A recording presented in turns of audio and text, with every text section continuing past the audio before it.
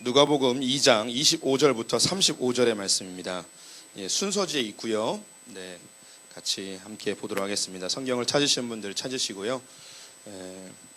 누가복음 2장 25절부터 35절의 말씀을 한 절씩 교독하시겠습니다.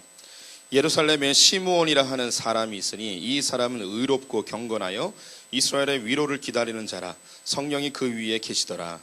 그가 주의 그리스도를 보기 전에는 죽지 아니하리라 하는 성령의 지시를 받았더니 성령의 감동으로 성전에 들어가매 마침 부모가 율법의 관례대로 행하고자 하여 그 아기 예수를 데리고 오는지라.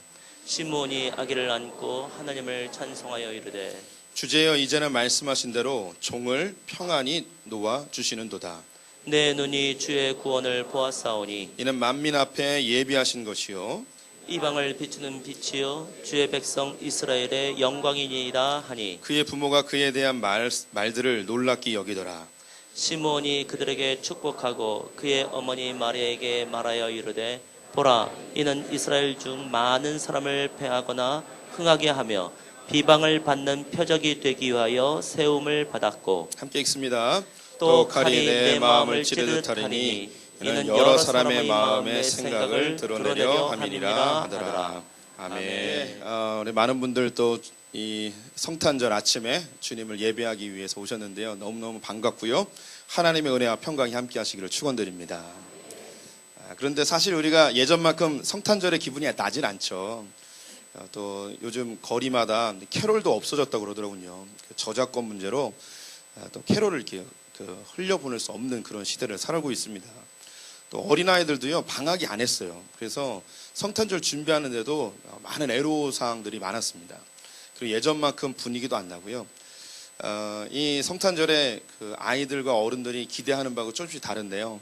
애들은 어떻게 하면 선물 받을까를 기대하는 것 같고, 어른들은 이 기회를 삼아 어떻게 놀까, 이런 것만 생각하는 것 같습니다. 명절, 이 크리스마스가 되면 술집이나 클럽이나 이런 데는 매 터집니다.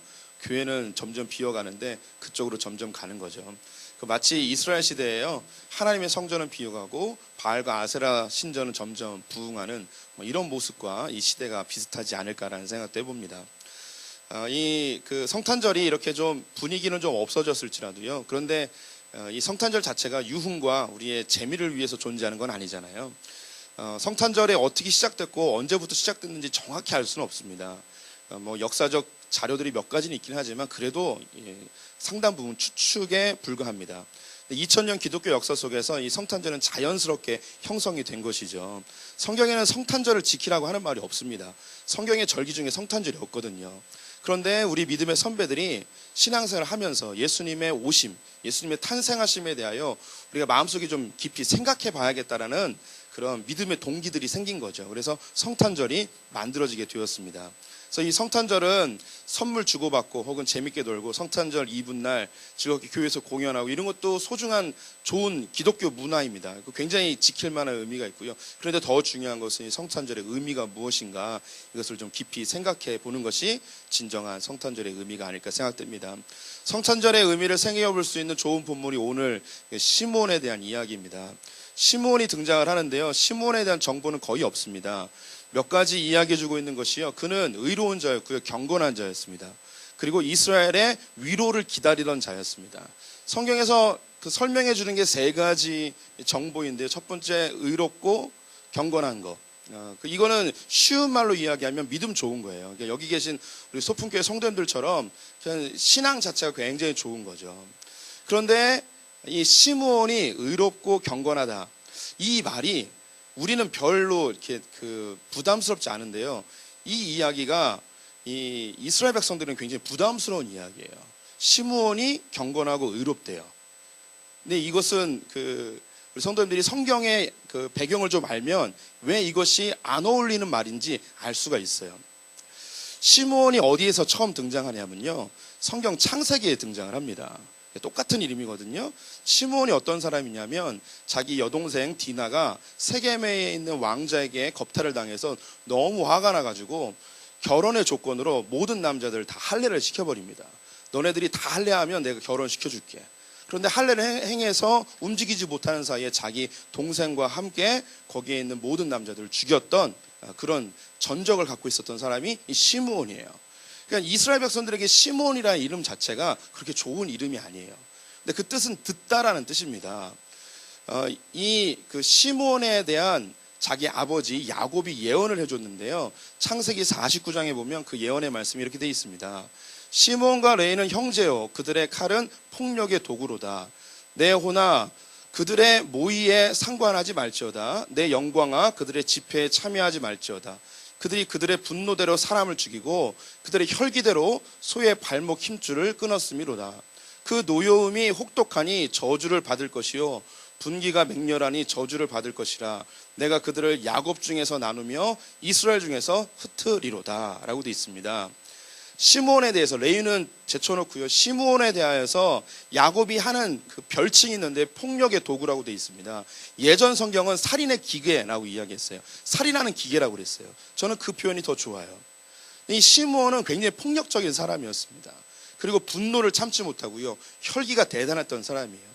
결국 그에 대한 예언의 말씀은 뭐냐면 이스라엘 가운데 흩어질 거다, 너희 지파는 사라질 것이다 라고 이야기를 해줬습니다. 이 시므온이라는 이름을 이 누가를 기록한 누가는요, 이 이름을 가져와서 이 사람을 설명해 주고 있어요. 많은 사람들이 있었는데 하나님께서 이 시므온이라는 사람을 통해 예수의 나심에 대하여 증거하고 있는데요, 이 시므온은 어떤 사람인가? 이스라엘을 상징하고 있는 사람입니다. 이 시므온이 갖고 있는 또 하나의 그 설명이 있는데 이스라엘의 위로를 기다리던 자였어요. 위로를 받고 싶어 하는 거죠. 이 상황을 이 창세기 상황으로 다시 가보면요, 자기 동생이 겁탈을 당했습니다. 이 오빠에게 위로는 뭘까요? 이 오빠에게 위로는요, 복수하는 게 위로예요. 내 동생을 이렇게 욕보인 놈을 내가 다 죽여버리는 게 이게 자기의 위로입니다. 그 이스라엘의 위로였어요. 이스라엘에 있던 모든 사람들은 어떤 위로를 받고 싶었냐면 400년 동안 강대국들에 의하여서 짓밟힘을 당했습니다. 이 당시에는 특별히 로마의 속국으로 살고 있었는데 이들에게 위로는 뭐냐면 우리를 핍박했던 놈들 다 없애버리고 다 죽여버리고 이스라엘의 다윗의 왕조를 회복하는 것이 그들의 위로였어요. 모든 사람들이 그 위로를 기대하고 있었습니다.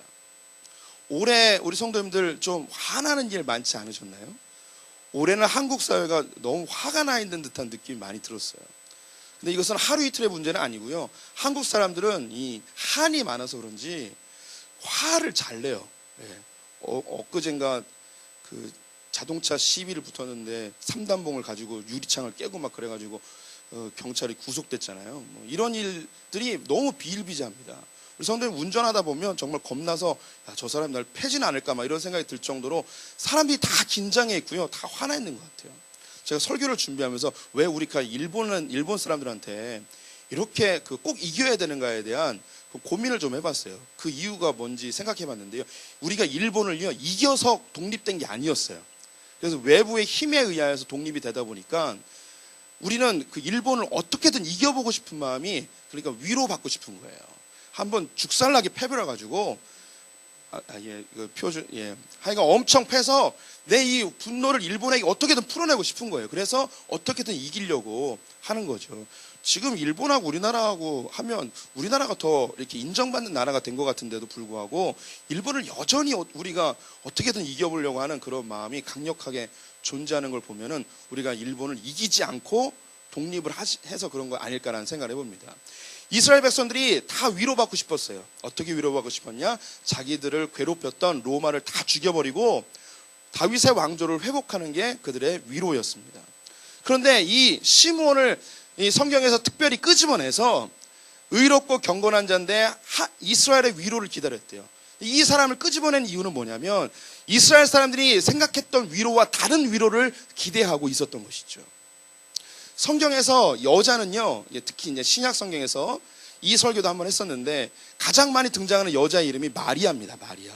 마리아가 바로 우리의 모습이라고 말씀을 드렸죠. 마리아는 이제 마라, 쓰다는 거죠. 우리의 마음속에 이제 그 고통과 아픔을 간직하고 있는 자기의 것을 뿜어내지 못하는 그런 좀 소극적인 사람들이 바로 이 마리아와 같은 사람이에요. 반면에 이 시므온은요, 성경에 굉장히 많이 나와요. 우리 시므온 그러니까 잘 이해가 안 되지만 이것을 히브리식 언어이고요, 헬라식으로 바꾸면 시몬이에요. 그래서 시몬 하면 제일 먼저 생각나는 사람이 시몬 베드로죠. 그래서 시몬 베드로를 하나님이 수제자, 특별히 으뜸되어지는 제자로 삼으신 중요한 이유가 뭐냐면 시몬이라는 이름을 갖고 있기 때문이에요. 그가 바로 이스라엘 전체를 상징하고 있고 우리의 모습을 보여주고 있어요. 성경에 나와 있는 시몬이라는 사람은요, 다 형편이 없는 사람들이에요. 예수님을 겉으로는 인격적으로 대화하는 것 같은데 속에서는 비판하고 있는 바리새인 시몬이 나오고요. 성령의 능력을 돈으로 살려 했던 그 점쟁이 시몬도 있고요. 그리고 그 예수님의 동생인데 예수님이 인정하지 못하는 예수님의 동생 시몬도 있고요. 가룟 유대의 아버지 이름이 시몬이었고요. 이 시몬이라는 이름이 다 부정적으로 등장을 하게 되어집니다. 이 사람들이 갖고 있는 그 내적인 그 상태는 뭐냐면 분노예요. 마리아하고 상대적인 모습이에요. 마리아는 소극적이라면 시몬은 적극적이에요. 그래서 자기의 분노와 자기의 울분을 어떻게든 이것을 표출해서 뒤집어 엎어서 자기의 마음에 한을 풀고 위로를 받고 싶어하는 사람이 바로 이 시몬이라는 사람들입니다. 바로 여기 계신 우리들이죠. 그런데 이 오늘 등장하는 시몬은 다른 시몬하고 다른 거예요. 의롭고 경건하여 이스라엘의 위로를 기다리는 자죠. 그래서 그에게 하나님의 성령이 임하여져서 주님이 음성을 들려주십니다. 시몬의 뜻은 듣다라는 것이죠. 다른 시몬들은 못 듣는 것을 이 시몬은 듣게 돼요. 그것이 뭐냐면 네가 죽기 전에 그리스도를 보게 될 것이다 라는 것이었습니다. 이 그리스도를 보게 될 것이라는 이 이야기에 대하여서 너무 감동을 얻게 된 거예요. 근데 이것은 하나님이 그냥 아무것도 깨닫지 못하는 조건에 있는 사람을 그냥 주는 건 아니고요. 우리 성도님들 신앙생활 하다 보면 내 고민하고 계속해서 뭔가 집중하여 하나님께 묻고 기도하다 보면 하나님 말씀을 깨닫게 하시며 성령이 임하여서 우리가 그 의미를 깨닫는 음성을 듣게 됩니다. 그러니까 모든 시몬, 즉 이스라엘 모든 사람들은 이 로마로부터 우리가 자유케 되어져서 이스라엘이 회복되어질 것, 그들이 강한 능력을 가져서 한을 푸는 것에 대한 그 위로를 받고 싶어 했는데 이게 진정한 우리의 위로일까? 메시아가 오게 되어지면 진정 이런 일을 행하실까? 메시아라는 분이 행하실 이적은 무엇일까? 이런 고민을 깊이 하던 이 시몬에게 하나님이 알려주시는 거죠. 진짜 위로가 무엇인지. 그러니까 그가 깨닫게 된 거예요. 야, 하나님 보시는 거예요. 야, 너 진짜 하나님 위로가 뭔지 깨달았구나. 네가 진짜 복음이 뭔지 깨달았구나. 내가 너에게 선물 하나 줄게. 네가 죽기 전에 그리스도를 보게 될 거야. 근데 그때 마침 성전에 예수님의 부모님이 정결 예식을 위하여 올라오게 되었습니다. 예수님의 부모님인 마리아와 요셉은 갈릴리 나사렛에서 생활하고 있었죠. 호적 조사를 위하여서 베들레헴으로 오게 됩니다. 베들레헴에서 예수님을 낳게 되죠. 낳은 후에 베들레헴에서 생활을 합니다. 왜냐하면 산후조를 해야 되기 때문에요. 레위기에 보게 되면 남자를 낳으면 40일이고요. 여자를 낳으면 80일 동안 몸조리를 하게끔 되어 있습니다. 이것을 정결기간이라고 해요. 정결기간이 끝나면 성전에 올라가서 산비둘기 2마리로 정결 예식을 합니다. 하나는 속죄제, 하나는 번제로 드리게 되어지죠. 이것을 위해서 예수님의 부모님이 예루살렘까지 오게 된 거예요. 그럼 여기서 이제 궁금해지죠. 예루살렘과 베들레헴이 얼마나 걸릴 것인가.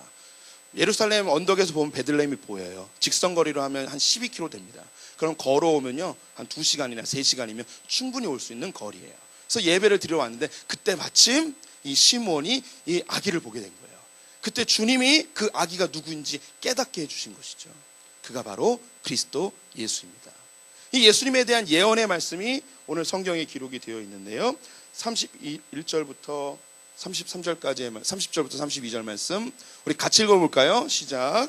내 눈이 주의 구원을 보았사오니 이는 만민 앞에 예비하신 것이요 이방을 비추는 빛이요 주의 백성 이스라엘의 영광이니이다 하니.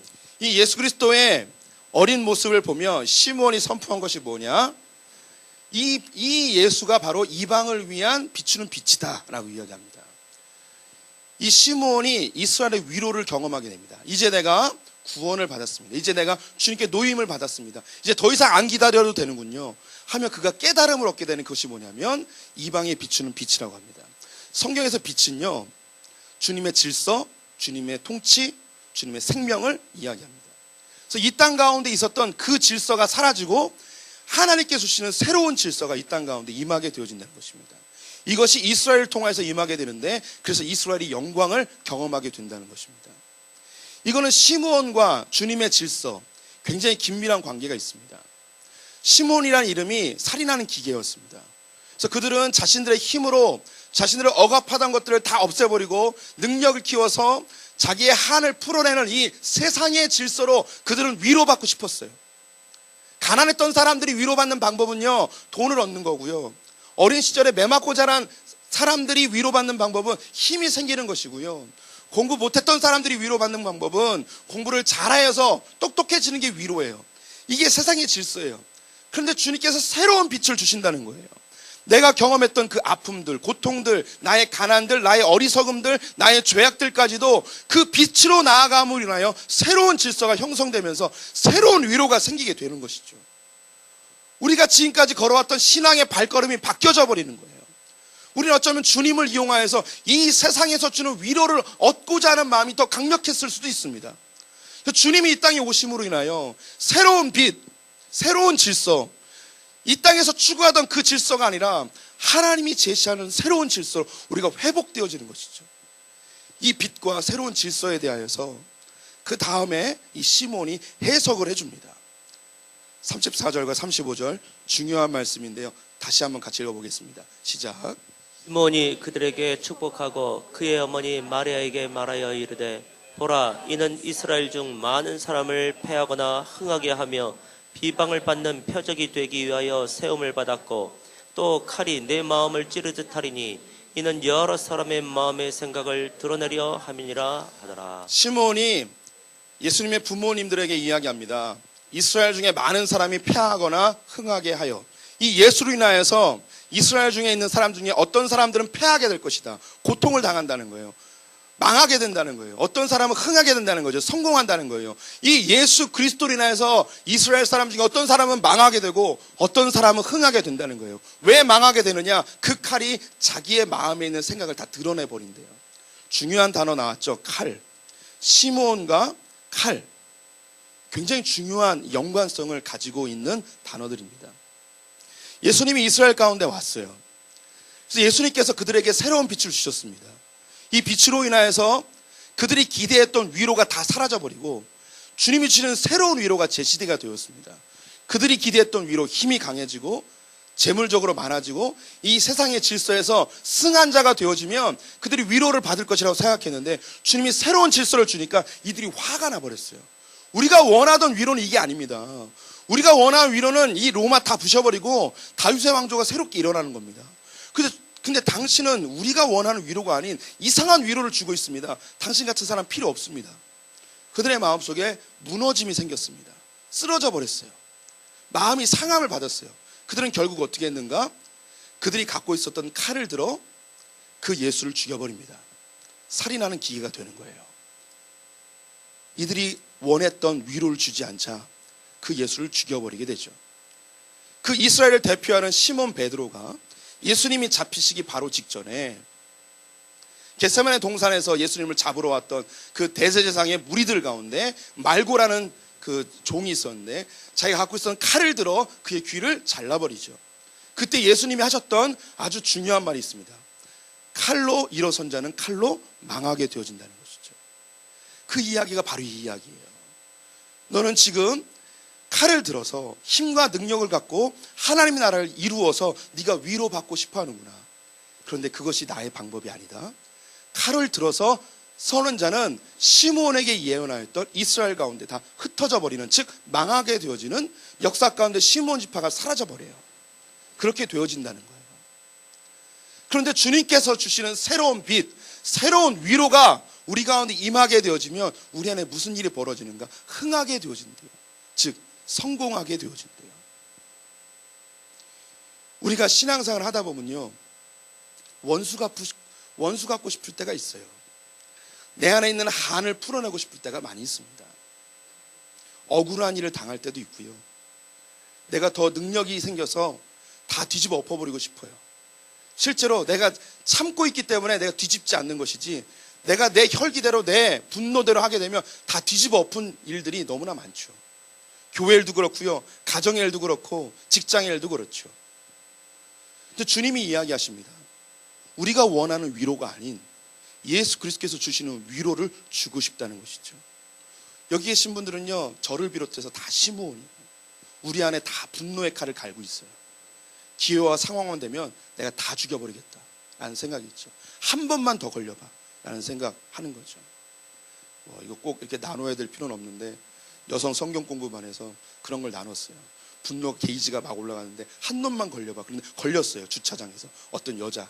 그래서 제가 아니라 어떤 분이 그런 생각 가지고 살아요. 한 놈만 걸려봐. 예, 교회 생활하면서도 그래요. 예, 막 점점 쌓아 올라요. 한 놈만 걸려봐. 내가 그런 생각. 예, 제가 이런 얘기요 성도님들 여러 명 들었어요. 여러 명. 예. 그때 어떤 사람이 걸려요. 왜 나한테 왜 이러지? 막 이럴 때가 있어요. 당황스러워. 그 사람이 참다가 자기한테 걸린 거예요. 네. 그래서 자기가 먹잇감이 된 거니까 너무 상처받지 마시고 내가 오늘 먹잇감이구나. 나를 잡아 드세요라고 하고 그냥 먹잇감으로 내어드리세요. 우리가 다 그래요. 다 분노의 칼을 갈면서 참 놀라운 게 뭐냐면요. 세상은요 상처 준 사람은 없는데 상처 받은 사람만 있어요. 네. 나는 그런 의도로 얘기하지 않았는데 다 상처받았대요. 난 그런 목적으로 하지 않았는데 다 아픔을 경험하고 있대요. 참 신기한 게 이 세상의 사람 관계입니다. 다 분노를 갖고 살아가요. 다 복수의 칼날을 갈면서 시므온처럼 살아가는 게 우리예요. 어떤 사람은 성공의 목적이 복수를 위해서 성공을 지향하는 사람들도 있습니다. 이때에 우리가 그것을 이룬다고 정말 우리가 가운데 위로가 있겠냐는 거죠. 주님이 이야기한 것처럼 복수로 일어선 자는 복수로 망하게 되어 있습니다. 복수는 또 다른 복수를 낳게 되고 칼은 또 다른 칼을 낳게 될 뿐이죠. 이때 주님께서 새로운 질서를 우리 가운데 보여주셨습니다. 그것이 뭐냐면 내가 죽는 거죠. 내가 죽음으로 인하여 다른 사람이 살게 되는 거죠. 이 세상의 질서는요 다른 사람을 죽여서 내가 사는 거예요. 그런데 주님의 질서는 내가 죽어서 다른 사람을 살리는 것입니다. 여기서 이제 그 고민이 많아지는 거죠. 우리 성도님들이 일단 적용해야 될 건 가정과 교회입니다. 이 세상은 하나님 나라가 공집합 속에 있어서 점점 확대되어져 가는 세상이지요. 세상에서 무조건 적용하면 바보 소리 들을 수 있어요. 그건 좀 지혜가 필요한 거고요. 교회와 가정 공동체에서는 주님의 질서가 다이렉트로 직접적으로 적용이 되는 곳이에요. 우리가 죽어야지 옆에 있는 사람이 살아요.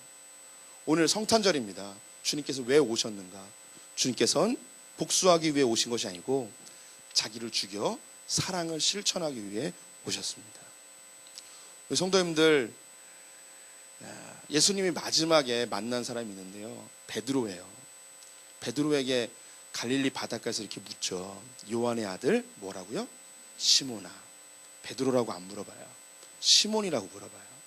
시몬은 방금 전에 뭐 했냐면 말구의 귀를 잘랐던 칼을 들었던 사람이에요. 복수하고 싶었어요.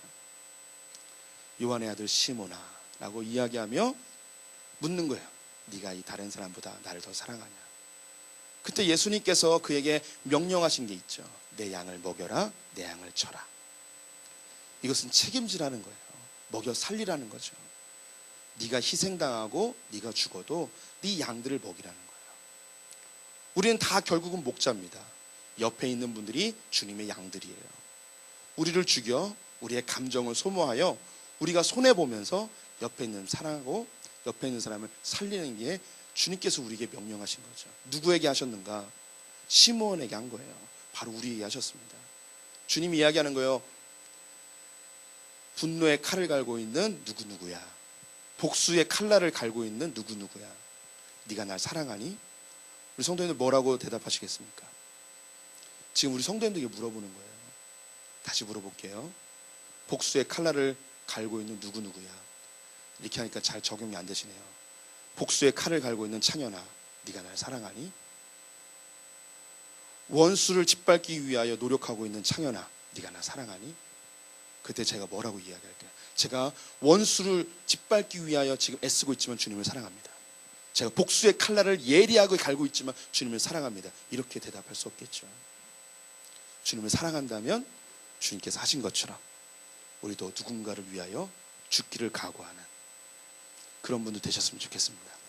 예, 크리스마스 때 주님의 오심의 의미를 다시 한번 마음에 깊이 새기는 분들 되시기를 축원드립니다.